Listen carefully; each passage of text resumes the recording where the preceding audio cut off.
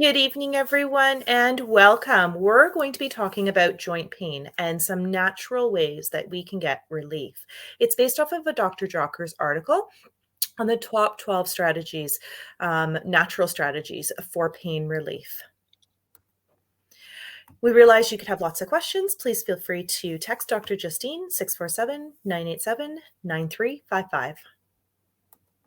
I wanted to welcome Dr. Justine here with us. She is a chiropractor, she's a wife, she's a mother of two, and she is also a warrior for health and wellness. Her main objective is to provide you with the best care for both you to be the best version of yourself. Please help me welcome Dr. Justine. Hello, everyone. Today's super important topic because when you're hurting, it sucks. It stops you from the things that you love to do. So we have a very, very important topic today on things that you can do to help yourself. We also have one on that mid back, upper back stiffness, all the different kinds of activities that you can do. Don't have to buy anything. 5 minutes of a routine to loosen up that upper back. That'll also help with stress, anxiety, stiffness if you're at a desk often, for sports, mobility of your upper back. So that's a great one coming up with Eric. He's a personal trainer, one of our exam techs that we were going to be interviewing. And we are learning more about the ways that you can use the wobble cushion to help your lower back and different progressive ways to use that wobble cushion. I travel with it all the time, use it in the car, use it at restaurants. So we're going to be talking about more ways to get mobility again in your lower back. So great series coming up to share with friends. Today, using Dr. Jocker's article on joint pain and 12 ways to help with pain relief that you control. Now, obviously, I do recommend that you get therapies, that you talk to your chiropractor, talk to your doctor, talk to your naturopath, your acupuncturist. You need that team healthcare approach. But what can you do to help yourself? Now, the first thing to do is to understand that inflammation isn't always a bad thing. When there's something that's infected, something that's foreign coming into your body, inflammation can be super helpful and protect our body from that damage, from that disease. So it can be a good thing. The challenge is when inflammation is there too long, that can lead to more chronic conditions, and that can be a signal that you should be taking action. Now, often inflammation is a reaction to original problem, and our goal here is to find the original problem rather than just match or patch the issue. Just like if you're driving along and the oil light goes on, you don't want to just block the oil light with a band-aid so you can't see it. You actually want to fix the car. So same thing here. If there's inflammation, you want to look at the original cause. Know that if it's an acute condition or a chronic condition, and try and get rid of the original problem. Now, there's different ways to protect yourself against joint inflammation. There's the conventional pain medication ways with non-steroidal anti-inflammatories, cortisoid, corticosteroid injections. But there's also natural pro-inflammatory foods to avoid, anti-inflammatory foods to have. And we're going to be talking about those ways to help your body deal with inflammation in a natural way. Things like intermittent fasting, low impact exercises, getting a good night's sleep. We know that there's reactions to those conventional treatments. So we want to make sure that we don't become reliant or dependent on them. And then, of course, we're going to go over some of the great nutrients to have, like your omegas, your vitamin D, your collagen, your magnesium, and your curcumin. And so we'll be going to a ton of information today. So I hope that you can take 3 to 5 things and be able to keep it in your back pocket if you're feeling that inflammation, or inflammation can be building around your joints, around your organs, and not feel it. So some of these you can start implementing right away. Now, if you look at how inflammation affects the body, you can see that it can affect your brain, so it affects your focus, it can affect your heart, it can affect your muscles, leading to muscle weakness, fatigue, affecting different types of arthritis for your joints. It can affect your skin. It can affect your liver, your thyroid, your lungs, your digestion. So when we're dealing with inflammation, it's not just like swollen knees or swollen fingers, a sore back. Inflammation can be affecting all aspects and all organs within your body. Like I said, that increased stimulus for acute inflammation can be a good thing, and that can help healing. But when it's chronic, it can lead to repetitive cycles of increased disease. So when you look at arthritis, you will see here on the normal side, you'll see all the different space and fluid around the joints. But when it becomes osteoarthritis, which is one of the most common forms of arthritis, that joint space gets decreased and you have less cartilage, less fluid in that joint. So it becomes more stiff. And that's typically also when people notice the weather changes. And then rheumatoid arthritis can be an autoimmune disease where it can be, you can find it in your blood work, and then can cause erosion of those joints, and make it even that much harder. Now, most of our joints, we have synovial fluid. So, and when you hear that popping sound, that's the synovial fluid turning from a synovial gas back to a synovial fluid. Sometimes when you're moving your hand or moving your knee or rolling your ankle or your hip. And so people worry about that popping sound, but sometimes that's just your body forming a way of healing to lubricate those joints. We have so many different types of joints, where we want to make sure that's where the chiropractor studies so that you have the right form of treatments. A lot of times people ask me about cracking their fingers. And yes, if you do it in the wrong way, it can be harmful. So you want to make sure you know how to treat your body in the healthiest way possible. So there's 8 ways inflammation can damage your spine. It can cause increased memory loss, affect your brain, as we said, affect your heart. It can affect abnormal growth of cells, your digestive. It can help with muscle loss and weakness, weight gain, accelerate your aging, and of course, as most people know, joint pain and joint stiffness. So you look at the osteoarthritic area, you can see the inflammation, you can see the cartilage fragments, the space between the joints getting that much smaller. And so it kind of, people think of bone on bone. That's if it gets really, really severe, but often just the space between the joints and the disc between the joints gets affected.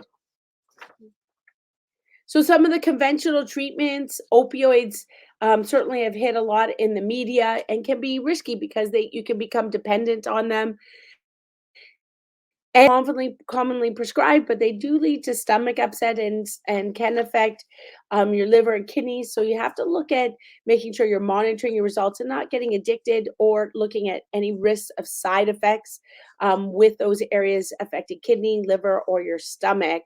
It's certainly not something we want to be on long term.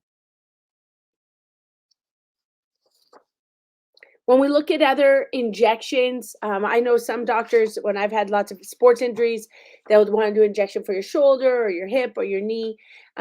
We just really have to be careful of how much steroids we want to put into our body. And of course, there's still some controversy and research on those injections. And that's why now, when you look at a lot of top athletes, they will look at PRT or stem cell injections, a lot more natural, but unfortunately not covered by OHIP. So I do recommend, if you are dealing with arthritis, to look at some of the um, different ways of injections, hyaline cortisone injections versus PRT and stem cell injections. There are some common dangers to these painkillers. You can look at the side effects there in the list from Dr. Jockers and the typical list of NSAIDs, because they may not say non-steroidal anti-inflammatory right on there. I know as a kid with many injuries, it was always prescribed naproxen, but ended up with severe stomach aches and didn't know that I was actually allergic to them. And nobody told me until multiple uses, and kept getting sick. So it is important to understand and talk to your pharmacist so you can make the best informed choices. All right, so some of the natural choices we're going to go through, because you can apply these with conventional approaches, right? And you can apply these all the time in order to be able to work on prevention. So we're going to cover anti-inflammatory joints. We're going to cover why you want to do this to help your sleep, help your water intake, help your healthy fat intake. your different supplement intake. So we're going to cover these 12 natural strategies to prevent and improve your joint pain. This is the list. If you're a writer downer, this is the list to write down. And we're going to have the go through these 12 steps coming up. All right, so number one is anti-inflammatory healing diet. We call that our advanced plan with Max Living. Reduce your sugars, reduce your grains because that makes a sugar. Get rid of any bad fats and go for those healthy fats from seeds, oils, avocados, nuts, fish. And then look for the healthy protein because you are what you ate. So careful that you're not getting grain fed, antibiotic fed meats. Careful because that if you eat out a lot, that's typically what you will get because it's cheaper. So you want to make sure it's free range, wild, that it's not farmed for your meats or your fish. The anti-inflammatory diet is pro-inflammatory foods are things that do have a sugar or are metabolized into sugar or high glycemic foods. So even your high glycemic vegetables like carrots and corn that taste so great, if you're trying to reduce inflammation, those are ones that you want to reduce. Even foods that promote inflammation can be high levels of meat and dairy. So you want to make sure that you have not the conventionally raised or the processed foods, processed vegetables. So some of these anti-inflammatory foods, though, you can see these are the ones you want to add more. So these are the writer downers, your grass-fed meats, poultry, and you want your lemons and limes in your water, lots of avocado oil, green tea, lots of non-starchy, low glycemic vegetables, turmeric, wild fish, bone broth, apple cider vinegar, lots of ginger. You can put that in your foods or in your water. Extra virgin olive oil, fermented vegetables, your herbs like your basil, oregano, thyme, rosemary, sage, have those on hand, as well as your garlic, onions, and chives. With things we want to stay away with, breads, your fried foods, your conventional eating out foods, your processed foods. If you look at the top 12 trace minerals rich foods, this is a list of the foods that you want to add. I know a lot of questions about salt, but you want that Himalayan or pink salt that is actually going to help you with inflammation, your bone broth, vegetable broth, your ghee, grass-fed meats. This is amazing, a list of foods that we want to add more of, and that's so much easier to add more into your diet.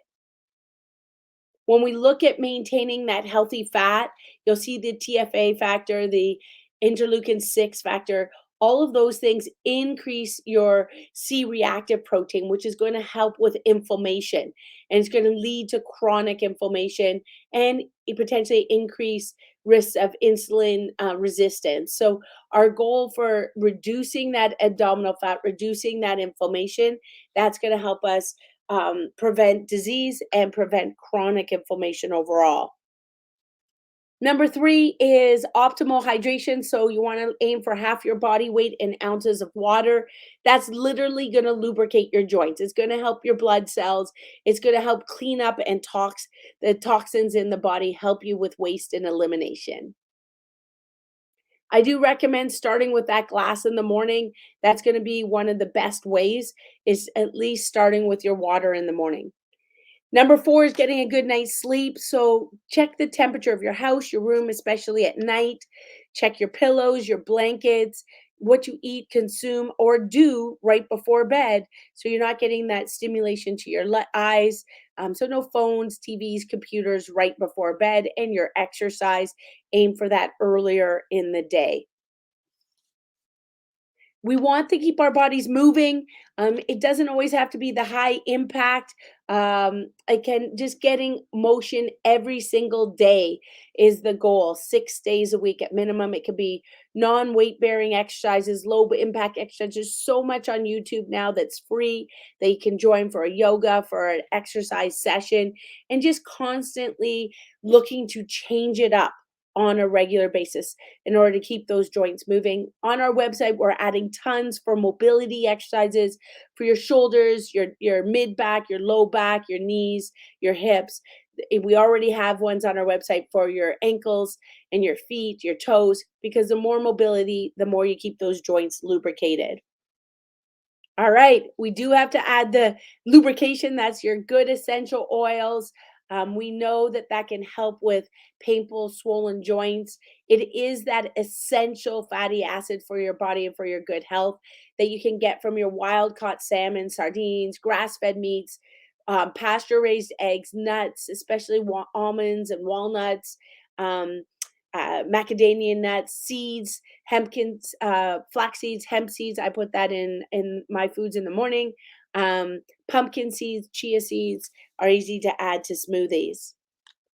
Intermittent fasting, if you're, sorry, number 7 is your uh, proteolytic enzymes. These are biocatalysts that carry out and speed up the reactions in your body, natural anti-inflammatories, anti-fibrolytic activity. So they're going to help your body heal overall. And you can buy these as a supplement, but I do recommend talking to your naturopath to make sure you get the right ones for you and you know the right dosage. Intermittent fasting, something that I've practiced for years, on and off. It is something that you can change around. So there's different types of fast. 12 hours is the simple, just don't eat for 12 hours. And then that period you can be sleeping your 6 to 7, 8 hours to make it easier. You could go for 14 hours, 16 hours, up to a full day once a week.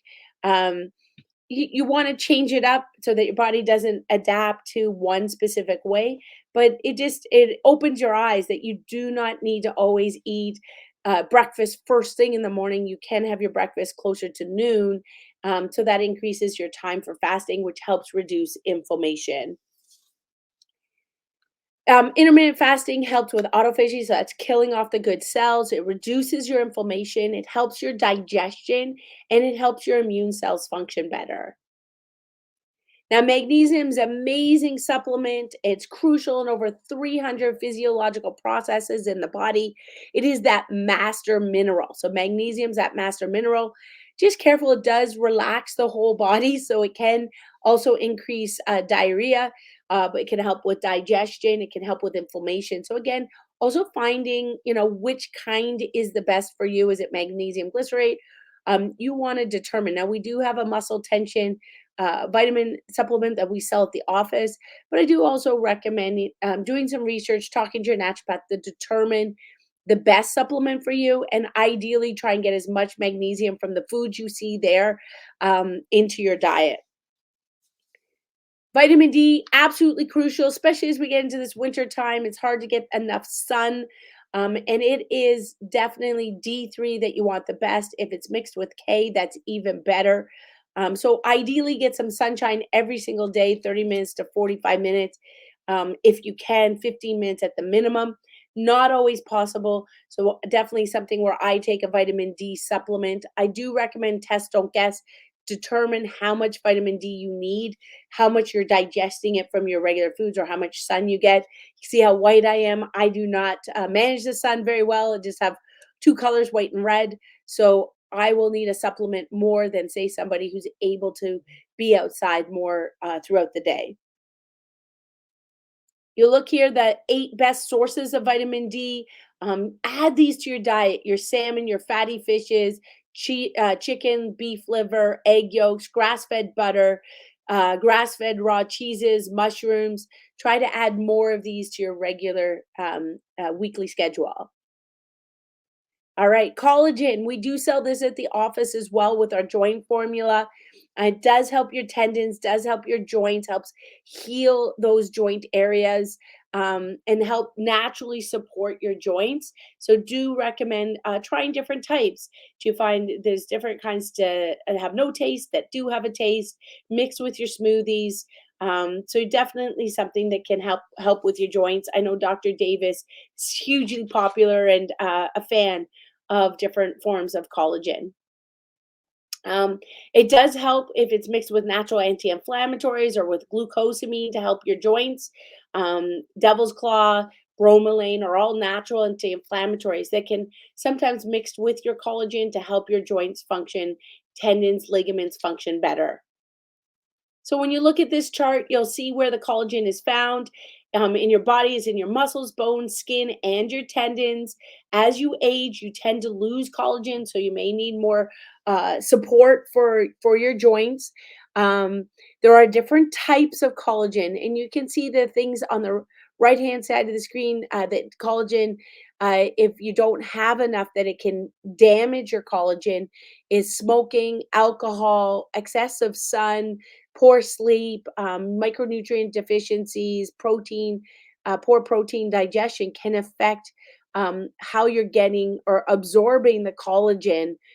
So definitely look at different forms of supplements. Dr. Jockers has his forms of supplements as well to promote your overall health for the whole body.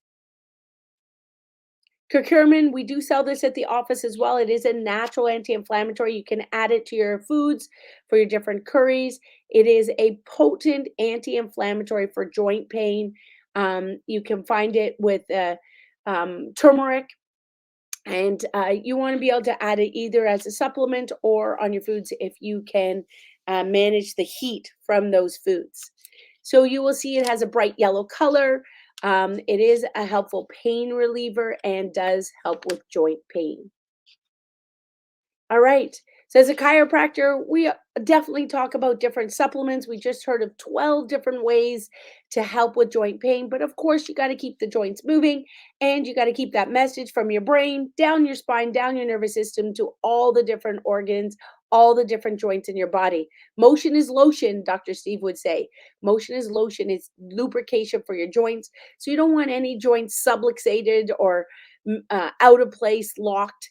You want constant mobility in those joints. And as a chiropractor, what we do is do a full, thorough evaluation of your spine and of your joints to find those areas that are not moving well, those areas that are subluxated, to help your brain and body connect better and those joints to function better so that they're able to manage that inflammation. If you are out of line, your spine is crooked, your posture is off, that's going to lead to more wear and tear on one side of the body and more areas of inflammation.